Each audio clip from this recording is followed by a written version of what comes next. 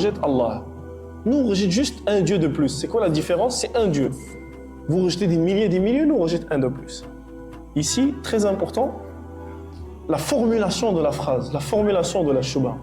Il le formule comme si c'est 1% qu'on rejette. Vous rejetez 99%, nous, on rejette seulement 1%. Bien, la formulation, elle est fausse. Pourquoi? Parce que ceux qui rejettent Allah, ils rejettent la vérité. C'est pas juste ils rejettent toutes les divinités.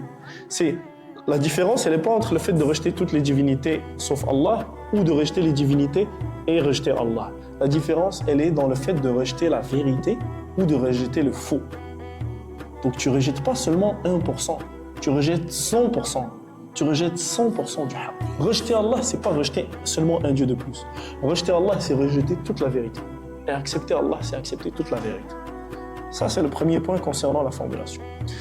Ensuite, ceux qui disent que, ok, dans ce cas-là, si Allah existe, d'autres divinités peuvent exister. Et Allah répond en utilisant leur propre logique, où il dit, s'il y avait dans le ciel et la terre des divinités autres qu'Allah, elles seraient certes toutes deux dans le désordre. Gloire donc à Allah, Seigneur du trône, bien au-dessus de ce qu'ils décrivent. S'il y avait une autre divinité, juste une autre, laissons faire plein d'autres, une autre à part Allah, les cieux et la terre seraient dans un désordre. On a une expression qui dit le bateau qui a deux capitaines est voué à couler. Ou sinon, imaginez par exemple une voiture avec deux volants qui marchent. Vous voyez? Ou sinon, une équipe de foot avec deux capitaines. N'importe quoi qui nécessite un leader, un chef, dès que tu mets un autre chef, c'est le chaos. Et c'est ce qu'Allah leur dit dans le Coran.